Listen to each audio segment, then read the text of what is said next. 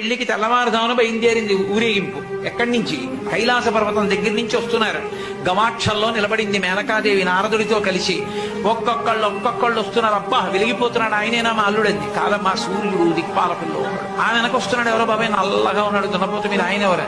మీ అల్లుడు కాదు, బెంగ పెట్టుకోడు, యమధర్మరాజు గారు. ఆ వెనకాతల అబ్బా చల్లగా ఎంత బాగున్నాడో, ఎవరు? చంద్రుడు, మీ అల్లుడు కాదు. ఈయనెవరోనయ్యో చాలా అందంగా ఉన్నాడు, ఎర్రగా ఉన్నాడు, కాంతులు ఈనుతున్నాడు. బ్రహ్మగారు. మీ అల్లుడి దగ్గర పురోహితుడమ్మా, పెళ్లి చేయడానికి వచ్చే బ్రహ్మగారు ఆయన మీ అల్లుడు కాదు. ఓ అలాగా. ఇతను ఎవరో నీలమేఘశ్యాముడు, చాలా అందంగా ఉన్నాడు. శాంతాకారం భుజగచైనం పద్మనాభం సురీశం. అమ్మా, ఆయనకి మీ అల్లుడికి భేదం చెప్పకూడదు కానీ ప్రస్తుతం మీ అల్లుడు కాదు.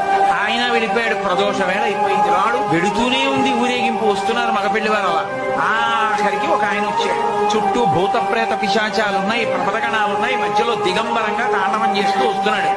అడగలేదు మేనకాదేవి ఆయన మక్కుడా. నారదుడే చెప్పాడు, ఆయనే మీ అల్లుడమ్మా అని మెట్లు దిగి వెళ్ళిపోయాడు. ఈవిడ గబగబా మెట్లు దిగి తిన్నగా పార్వతీ దగ్గరికి వెళ్ళింది. నిన్ను చంపినే చచ్చిపోతా, వాడా దొరికాడు నీకు కట్ట తపస్సోట అడలుడేమిటే అమ్మగారు వచ్చారు, విష్ణు వచ్చారు. ఎంత నచ్చ చెప్తే మాత్రం ఆవిడ వింటుంది. ఆవిడ వినలేదు.